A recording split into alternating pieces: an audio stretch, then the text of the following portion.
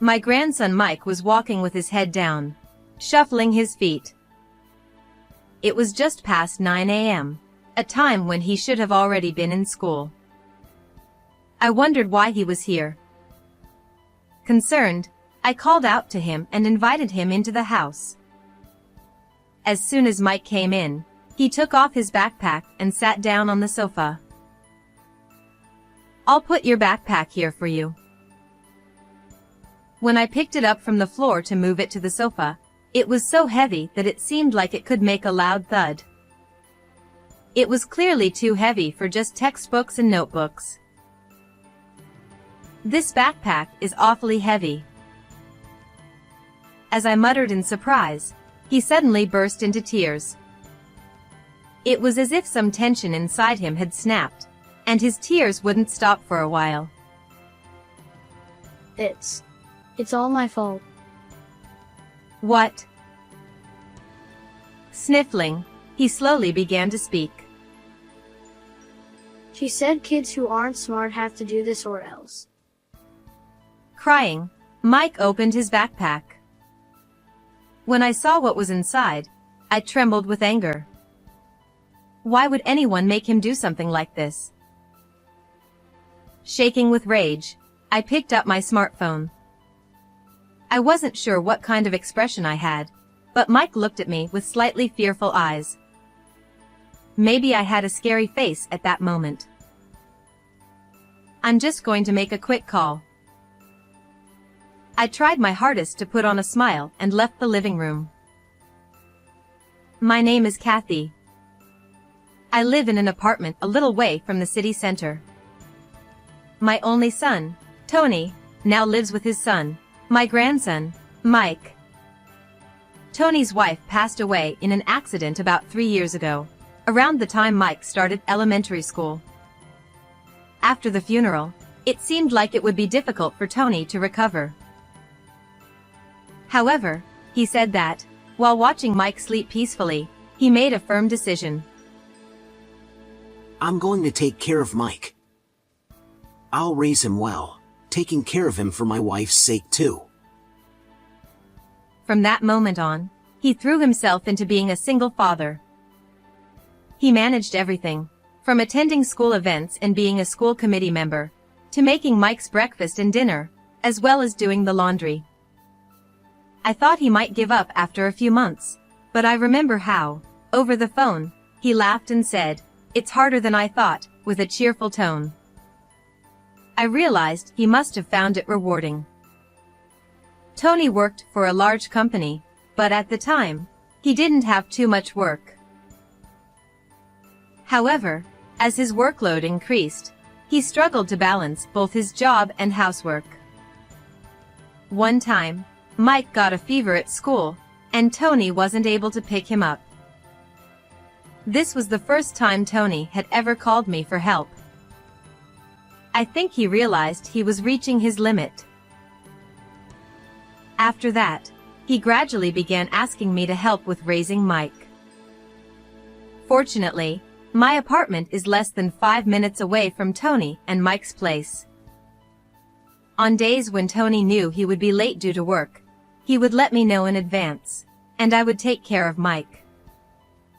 Mike comes over excitedly after school. At first, he was shy and reserved, but as he got more comfortable, he became quite the chatterbox. "Grandma, listen. Today, I did jump rope." Lately, he's also been talking a lot about a new friend he made, a boy named Kevin. And then, this happened, and also. Mike's stories go on and on. He joyfully talks about the everyday happenings at school. I find myself thinking, Tony was like this when he was little too, wasn't he? Like father, like son. I muse, feeling nostalgic as I listen to Mike's stories. As Tony's work grew busier, the days when I looked after my grandson increased around the time he entered 3rd grade. I appreciated his hard work, but I didn't want him to push himself too hard. even on his rare days off. Instead of relaxing, he always said he had plans. I made a promise to Mike. We're going to the zoo on this day. Another time, he said he had plans to hang out with a colleague from work, and he left Mike with me. Could it be that he's seeing someone? I tried not to pry, but a mother's intuition is hard to ignore. No, don't dig into it unnecessarily. I told myself that and instead focused on listening to my grandson's endless chatter. Not long after that, I received a message from Tony saying, "There's someone I'd like you to meet." The next Sunday, Tony, Mike, and a woman named Maria came to my house. Nice to meet you. I've been seeing Tony. As she politely bowed, her sleek, straight hair swayed. Her graceful and refined manner of speaking almost made me sigh in admiration. Oh my. I didn't know Tony had such a lovely girlfriend. We met through a friend. We've been dating since around last year, and I'm thinking about remarrying. Remarrying? But what about Mike? I've already met Mike several times. He's so adorable. She bought me ice cream at the zoo. It seemed that Mike had already met her and had grown fond of her to some extent. Indeed, she seemed kind and good-natured.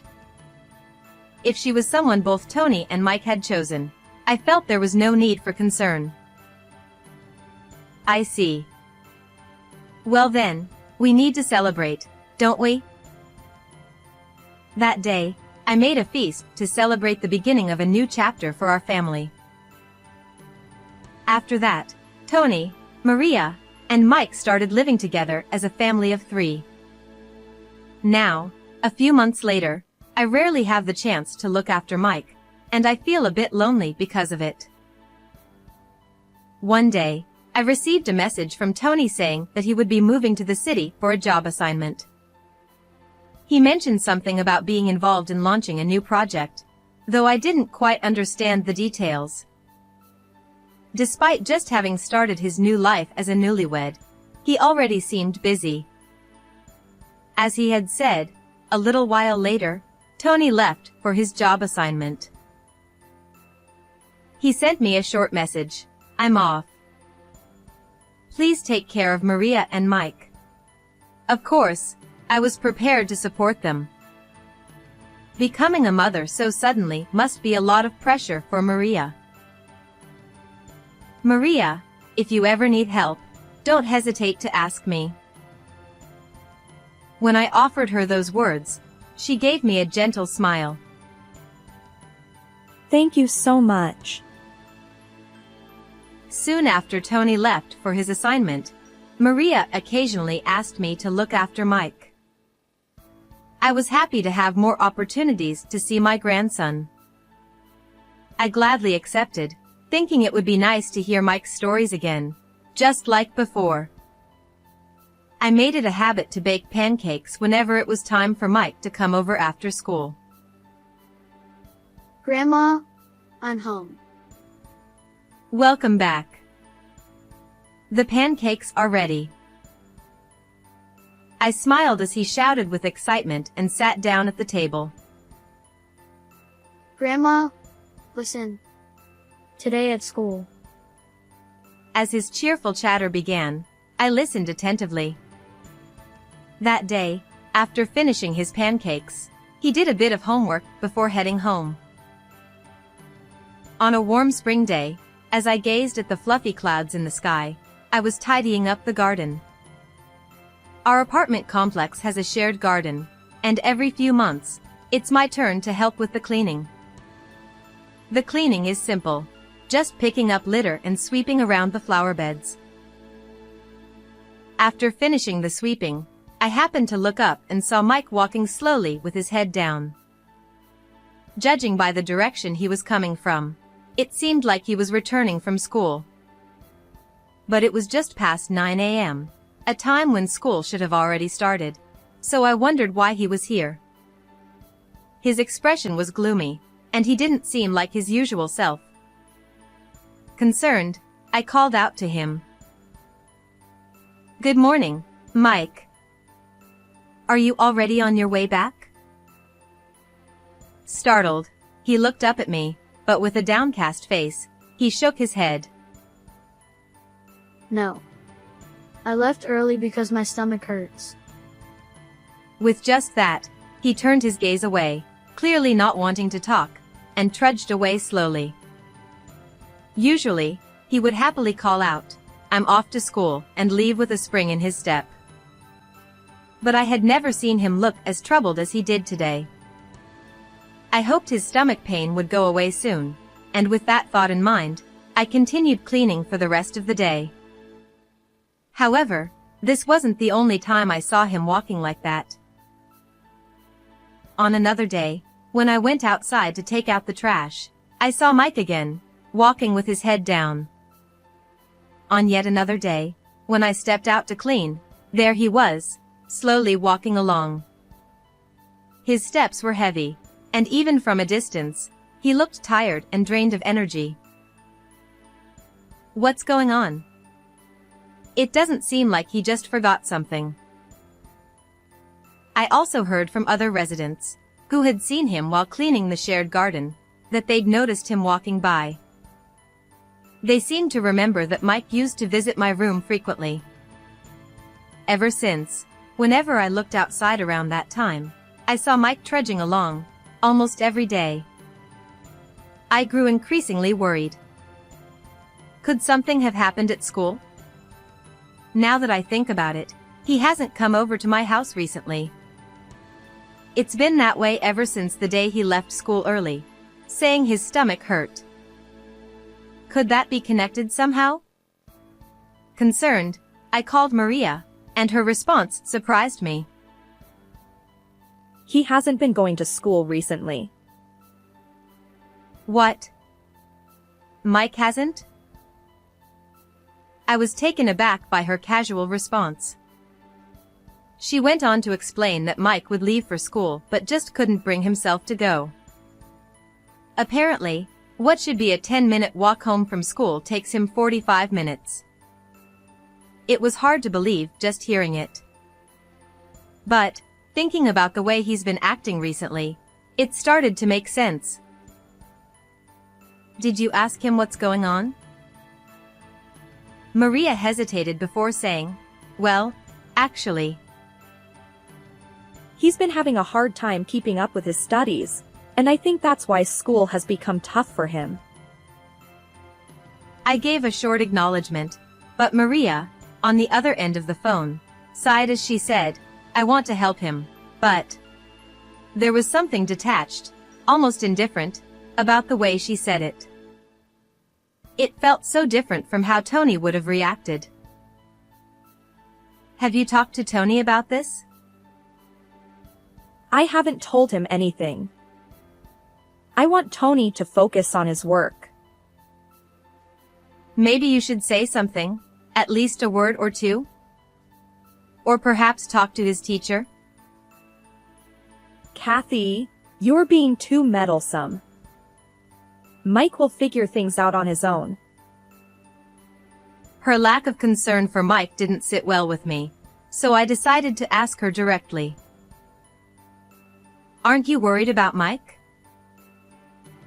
To my surprise, she responded lightly. It's not something to be that worried about. Everyone has times when they don't feel like going to school. Kids are like that, she added, and then she ended the call. As I stared at the darkened screen of my smartphone, I thought to myself, but Mike used to love school, and he always talked about it so excitedly. He even once boasted about asking his friends for help with things he didn't understand in class. His friend Kevin was good at science, and Mike often told me how much he learned from him. That's why I couldn't fully believe Maria's explanation that Mike was struggling with school. And while she seemed to think Mike would figure it out on his own, There are limits to what a child can handle. I didn't think time would solve this problem. Maybe I should ask Mike directly.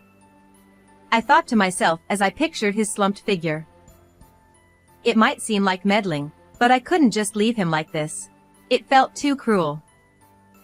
The sky was bright and clear, but for some reason, it felt like dark clouds were looming over everything.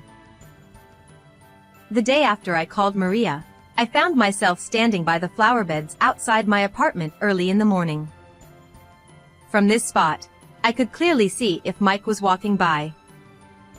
It wasn't ideal to be waiting like this, but I felt I had no choice. After a short while, I saw him again, walking with his head down, just as I had seen him before. He looked thinner than the last time I saw him. "Hello, Mike," I called out. He looked startled and glanced up at me, still with a troubled expression. "Hey, why don't you stop by Grandma's place for a bit?" After a brief hesitation, Mike quietly nodded. The cheerful, energetic boy who used to greet me with a bright smile seemed to be gone, replaced by someone strangely quiet and subdued. I invited him into the house and sat him down at the living room table. "Let me take care of your backpack," I said, as I picked up the bag he had dropped on the floor. When I lifted it, it was so heavy I thought it would make a thudding sound. Could a backpack full of textbooks and notebooks really be this heavy? "This bag is awfully heavy," I muttered in surprise, and at that moment, Mike burst into tears. It was as though some string of tension had snapped inside him, and his tears wouldn't stop for a while. I gently rubbed his back, waiting for him to calm down before asking what was going on. It's all my fault. Sniffling, he started speaking bit by bit. "What?" Mom says I have to use a dictionary because I'm dumb. As he spoke, he opened his backpack, revealing several dictionaries inside. I took them out: an English dictionary, a history dictionary, and a dictionary of English idioms. Even though they were used for school, this was far too much. "And you've been carrying all this around?" Mom said that kids who aren't smart have to do this, or they'll never get better. According to him, it started with just the English dictionary, but then, at some point, Maria added the history and idiom dictionaries. It shocked me to hear that Maria had forced him to carry so many dictionaries. This weight was far too heavy for any elementary school student to carry.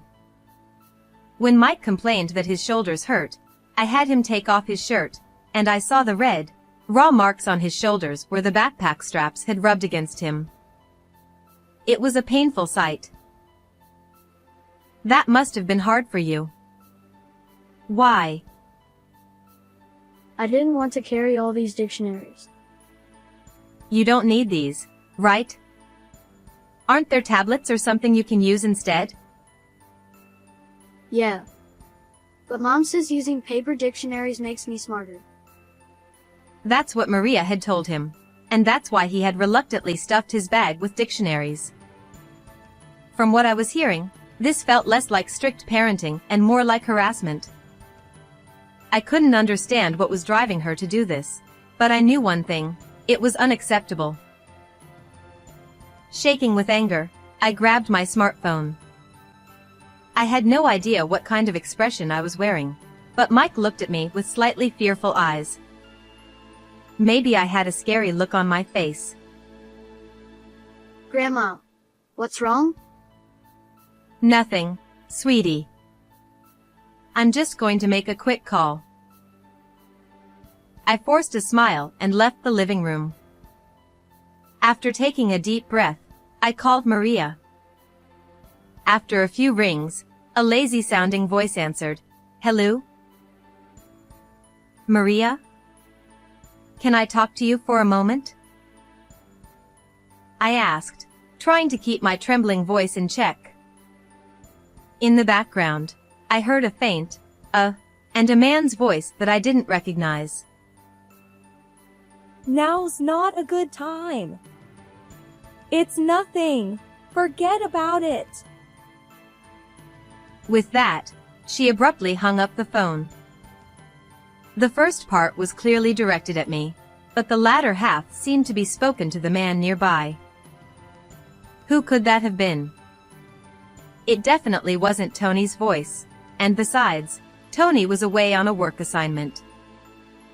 Puzzled, I returned to the living room, where Mike began to speak.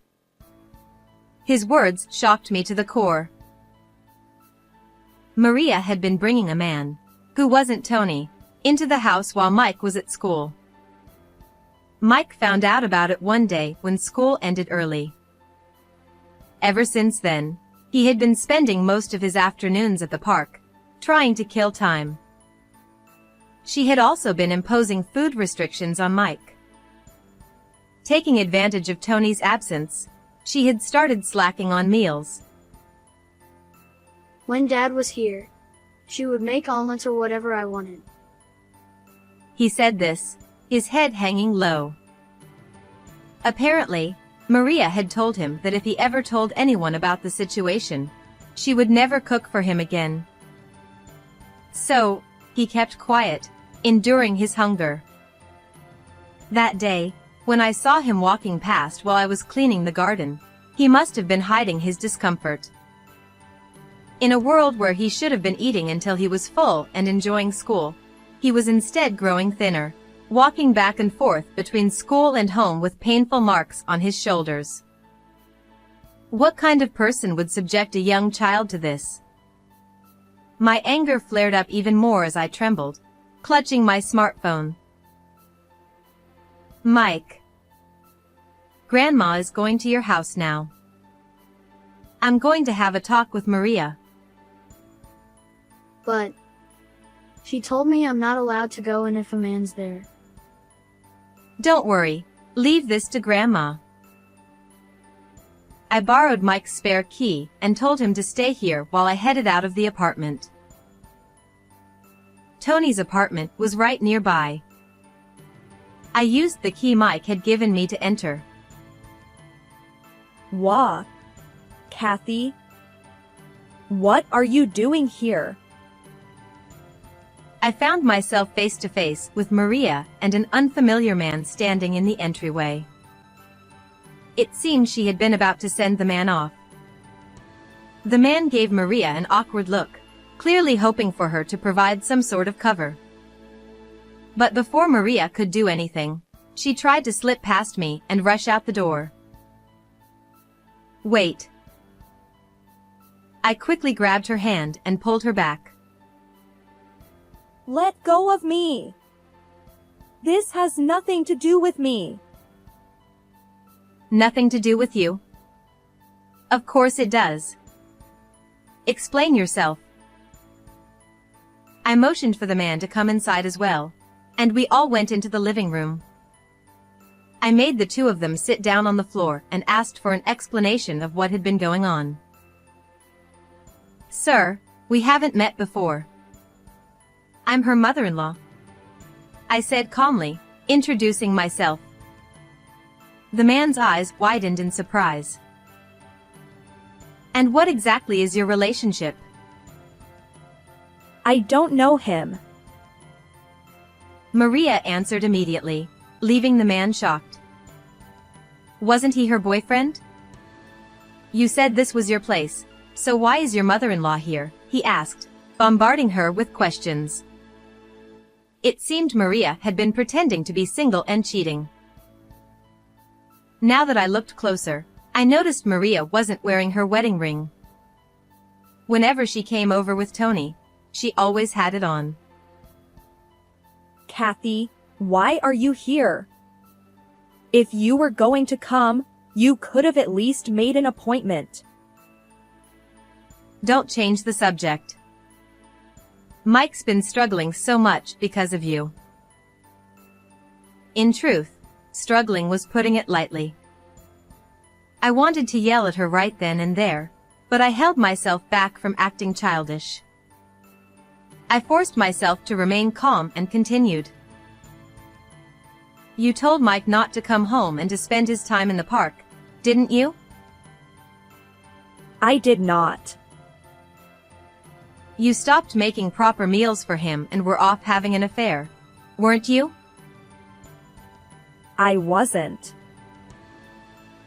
No matter what I said, Maria refused to acknowledge any wrongdoing. Eventually, even the man beside her began questioning her, saying, "You told me you didn't have any kids. Was that a lie?" Seemingly fed up, Maria, in a fit of frustration, confessed everything to him. Fine, yes, I'm married. The kid you saw is my stepchild. But my husband's away on a work assignment. The man looked shocked and dismayed, left speechless by the revelation. Maria turned her face away from him, wearing a smug expression. "I'm going to tell Tony about all of this," I said firmly. Do you really think he'll believe you? He loves me more than anyone. Her arrogance was astounding, and she laughed mockingly. He won't just believe me because of my words alone, but... Then I pulled out my phone and showed her the screen. I had activated the video mode on the camera app from the moment I introduced myself. Everything from Maria's confession to our earlier conversation was recorded. This should be more than enough to convince him. I watched as Maria's face turned pale in an instant. No, please, delete that right now. Her voice shook, on the verge of tears. But there was no undoing what had already been said. Whatever happens next, you'll need to discuss it with Tony, I said. I sent the video to Tony and left the apartment. As I reached the door, I could hear the two of them arguing, but I pretended not to notice.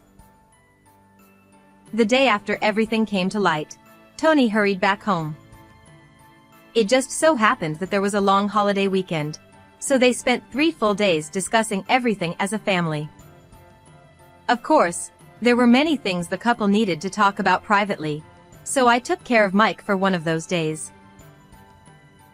From what Tony told me, here's how things unfolded.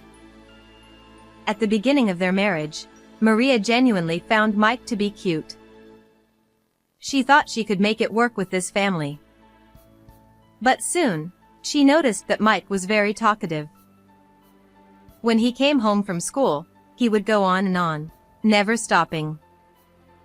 Even when told to do his homework, he would finish it quickly because he was smart, and then start talking again. At first, she would respond casually, but over time, she grew tired of it. I just can't keep up with his endless chatter. She said this, leaving Tony at a loss for words. She went on. And every time I'm with you, Mike is always around. We can't even have a proper newlywed moment together. So, was that why you were tormenting him? Because you saw him as a burden? Of course. But you said you were okay with the fact that I had a child. I said I was okay, but you should have taught him to read the room better. She went on to accuse Tony of not understanding her feelings, claiming she had been lonely and that he hadn't paid enough attention to her. Finally, she blamed Tony for her affair. It's your fault I cheated. You should be the one reflecting on your actions. What do you mean? Tony was left utterly bewildered and overwhelmed by disbelief. I can't stay with you anymore. What's more, I can't forgive you for bullying Mike. With that, Tony demanded a divorce. Maria refused. I'm not getting a divorce. But Tony was determined. He was shocked by how truly cruel she was deep down. Tony canceled the lease on their apartment and moved in with me, bringing Mike with him. Luckily, I had an extra room, so I let the two of them use it. As for Maria, unable to stay in the apartment, she moved to another place on her own. After that, Tony consulted with a lawyer and successfully finalized the divorce, along with filing for alimony. Later, we discovered that Maria's affair partner was also married. In other words, they had both been pretending to be single while cheating. The married man's wife eventually found out about the affair, and he was served with divorce papers as well. I'm sure that man must have been overwhelmed too. Both Maria and the man received alimony claims from his respective spouse. Maria, seeing an opportunity, tried to reconcile and get back together with her affair partner. However, the man rejected her, finding her unbearable. He reportedly told her that he couldn't be with a woman who could so easily pretend to be someone else. It was truly a case of karma. Maria was left alone, now burdened with debts from having to pay alimony to both Tony and the man's wife. Crushed by the weight of her debt, she sometimes tries to contact Tony. But Tony, having no obligation to help her now that they are divorced, has coldly turned her away. Apparently, Maria now works 2 jobs, both day and night, living like a worn-out rag. After this, I doubt even she will ever consider cheating again. On the other hand, Mike remained downhearted for a while. It seemed that what Maria had done still weighed heavily on his mind. He struggled with sleepless nights and a lack of appetite, affecting his overall well-being. Upon realizing this, Tony took immediate action. He spoke to his company and arranged to cut his assignment short, allowing him to come home early. Fortunately, the project he had been working on was wrapping up, so he was able to return sooner than expected. On weekends and holidays, he started spending more time with Mike, going out together and helping him with his studies.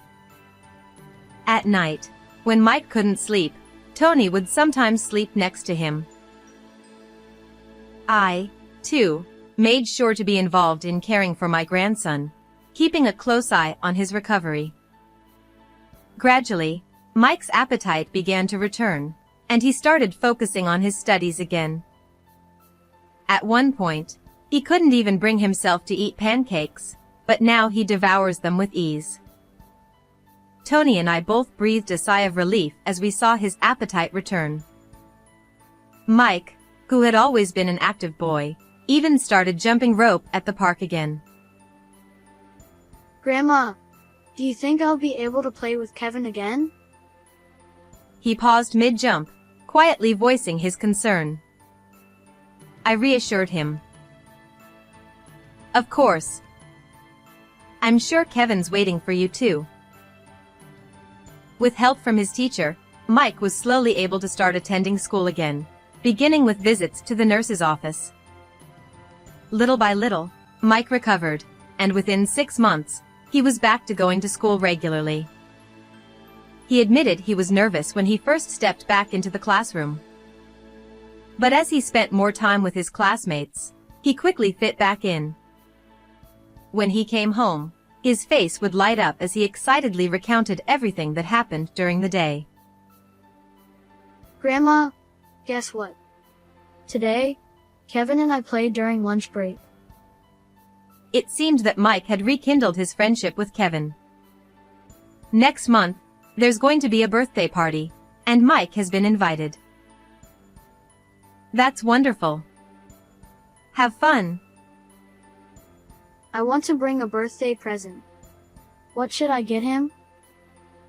As I listened to each of his thoughts, I smiled warmly, grateful to see the return of the bright, cheerful Mike. I look forward to watching my grandson continue to grow and flourish. How did you enjoy today's story? Don't forget to subscribe to the channel. See you in the next video.